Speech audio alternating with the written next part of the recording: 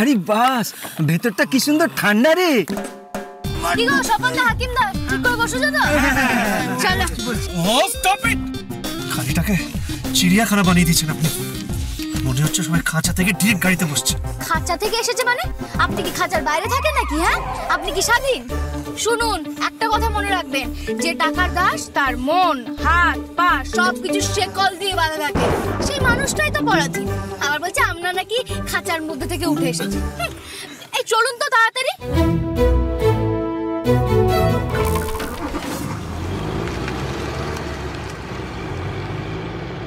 মা মা মা মা কি এই জলের গ্লাসটাকে ধরুন তো। কেন?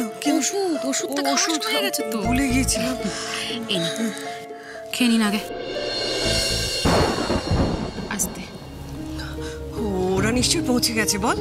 এই দেখো মা, তুমি আবার টেনশন শুরু করে দিয়েছো তো। ওমা শোনো, ভিকি খুব ভালো গাড়ি চালায়, একদম চিন্তা করো না। তুমি এসো, বসবে। এসো বসবে তো।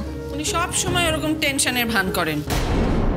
উনি তো জোর করে আমার ছেলেটাকে পাঠালেন ওই মেয়েটাকে গ্রামের বাড়িতে পৌঁছে দিয়ে আসার জন্য। আমার ছেলেটার নাম পর্যন্ত চেঞ্জ করলাম জ্যোতিষী দেখিয়ে, দেবজিৎ চ্যাটার্জি থেকে বিক্রম চ্যাটার্জি করলাম, যাতে ওর ভাগ্যের পরিবর্তন হয়। এই সব কিছু কিন্তু হয়েছে আপনার জন্য, শুধু আপনার জন্যে। ও বর্দি, কারুর নাম বদলে গেলে কি মানুষটা বদলে যায় বলো তো? ভিকির নাম যখন দেবজিৎ ছিল তখন ভিকি যেভাবে জীবনটা দেখতো এখনো সেইভাবেই দেখে। এই সব ব্যাপারে তুমি কথা বলো কেন গো? আর কথা বলার দরকারই বা কি তোমার? আমি তো কিছু ভুল বলিনি, তাই না? এত কিছু ঘটে যাওয়ার পরও আপনি কিন্তু বদলাননি। সবকিছু জোর করে চাপিয়ে দেন। আপনি যেটা ভাবেন সেটা আমার ছেলের ওপর জোর করে চাপিয়ে দেন। কেন বলুন তো, কেন? দিগু, তোর বউ ইন্দিরাকে চিনতেই পারেনি।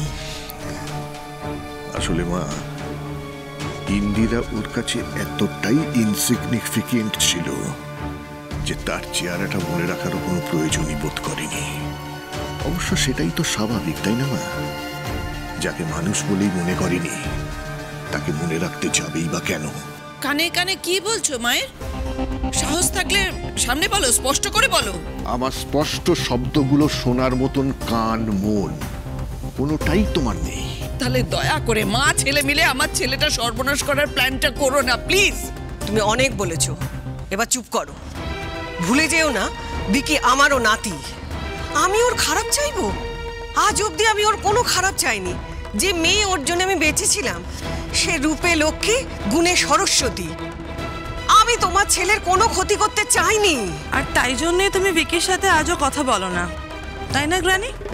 আর এইভাবে তুমি ভিকির উপর কনস্ট্যান্টলি একটা মানসিক চাপ সৃষ্টি করো। আমি মানসিক চাপ তৈরি করি? মানসিক চাপ কাকে বলে তোর আর তোর মায়ের সেটা বোঝার ক্ষমতা আছে? সেই মেয়েটা ভিকির একটা সিদ্ধান্তে যার জীবনটা একবারে বদলে গেল, তার ওপর দিয়ে কি মানসিক চাপ গেছে একবারও চিন্তা করেছিস? কখনো মেয়েটার কথা ভেবেছিস? ওর বাবা মারা গেছে, মেয়েটা পৃথিবীতে একবারে একা হয়ে।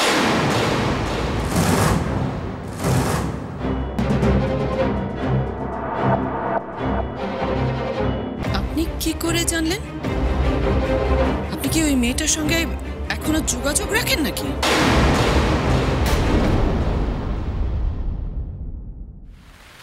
এই দাঁড়ান।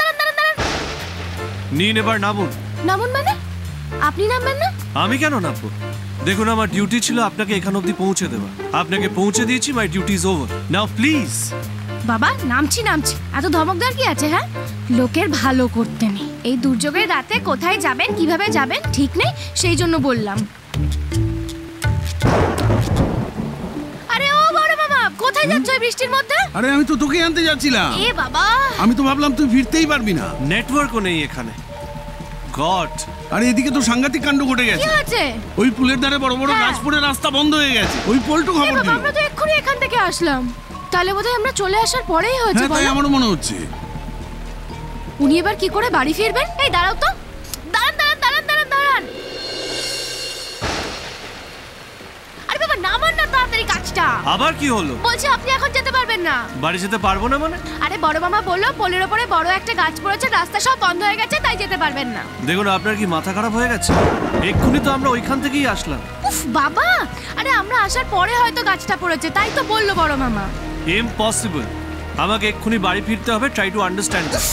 বাবা, আপনি কি সাধারণ একটা কথা বুঝতে পারেন না? ব্রিজের ওপর গাছ পড়েছে, রাস্তা বন্ধ, আপনি যেতে পারবেন না। আরে আসুন তো, আগে বৃষ্টি কমুক, তারপর দেখা যাবে যা হবে। আরে আসুন আসুন আসুন, তাড়াতাড়ি আসুন। ও গড, আরে আসুন। ইস, নামুন নামুন, তাড়াতাড়ি নামুন। ইস,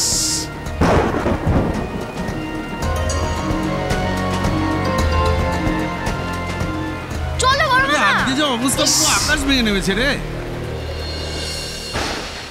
কই গো, কোথায় গেলে? কি বৃষ্টি হচ্ছে, একদম ভিজে গেলাম।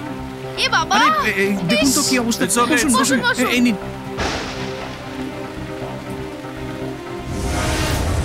নিন ধরুন, মাথাটা মুছে নিন তাড়াতাড়ি। দরকার নেই আমার।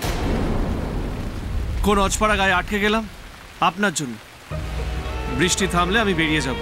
আপনি কি করে যাবেন শুনি? উড়ে উড়ে নাকি? সো হোয়াট, একটাই রাস্তা আছে নাকি? হ্যাঁ, আমাদের গ্রাম থেকে বেরোনোর এই একটাই রাস্তা। যা বৃষ্টি শুরু হয়েছে, তাতে তো আমার মনে হচ্ছে না রাত্রিবেলায় কমবে বললেন। ইন্দিরা, হ্যাঁ বলছি উনি কে রে? বড় মা, উনি হলেন বলাইচাঁদ বাবু। এই Bangla medium, don't call me that. আচ্ছা ঠাকুরপো, কি ব্যাপার বলো তো? ইন্দু এই ছেলেটার সাথে তর্ক করে যাচ্ছে, এবার এই ছেলেটাই আবার বড় গাড়ি করে নিয়ে এলো। তোমাদের তো একটা কথা বলতেই ভুলে গেছি। মামা শোনো না, আজকে আমি যে স্কুলটা ইন্টারভিউ দিতে গেছিলাম না, সেখানে আমি চাকরি পেয়ে গেছি। বলছিস কি রে, চাকরি পেয়ে গেছিস? দেখো, আমাদের মেয়ে চাকরি পেয়ে গেছে ইংরেজি মিডিয়াম স্কুলে। হ্যাঁ, বলেছিলাম না আমার মেয়ে হাড়ার পাত্রী নয়, ও ঠিক জিতে এসেছে। কি বললি? তুই কলকাতার স্কুলে চাকরি পেয়ে গেছিস? উনি হচ্ছেন আমাদের ওই স্কুলের ডিরেক্টর, বুঝলে তো? বলাই বিক্রম চ্যাটার্জি। আর সবাই ওনাকে ভিকি স্যার বলেই ডাকে। ভিকি? নমস্কার, বলছি আপনি আসুন না, ভেতরে এসে বসুন।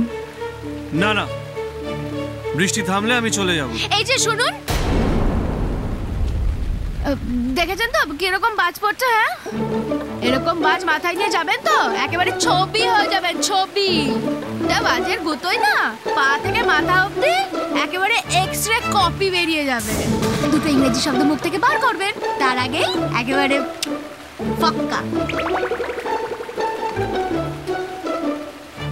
কিন্তু তুই তো এইসবে চাকরি পেয়েছিস, প্রথম দিনই তোর ওই স্যার তোকে বড় গাড়ি করে বাড়িতে নিয়ে এলো। কি ব্যাপার বল দেখে? তুমি কি বলো তো, সব ব্যাপারে নাক না গলালেই নয় তো। মামি একদম ঠিক কথাই বলেছে। ইন্টারভিউর সঙ্গে সঙ্গে আরো অনেক ঘটনাও ঘটেছে। এই দেখো, এই মেয়ে যেখানে যাবে সেখানে কোনো ঘটনা না ঘটিয়ে বাড়িতে আসবে। না না, আমি যোগাযোগ রাখবো কেন? আর সেই বা আমার সঙ্গে যোগাযোগ রাখবে কেন? যোগাযোগ রাখার মুখ আছে আমার? বিয়ের দিন বিকি বিয়ে করতে গেল না কি? না মেয়েটা হচ্ছে বাংলা মিডিয়াম? কি দম্ভ! আমি শুনেছিলাম, তাই তোমাদের বললাম। আহা, খবর তো আর হাওয়ায় ভেসে আসেনি। আপনি ডেফিনেটলি কারোর মাধ্যমে খবর নিয়েছেন, তাই না? একটা কথা বলুন তো, বেশ কয়েক বছর আগে যেটা চুকে বুকে গেছে, সেই মেয়েটার সম্পর্কে আপনি এখনো কেন খোঁজ খবর রাখছেন? সত্যি কথা বলুন তো, এর পেছনে আপনার কোনো উদ্দেশ্য নেই তো? আমি কিন্তু আপনাকে একটা ফোঁটাও বিশ্বাস করি না। আপনি সব পারেন।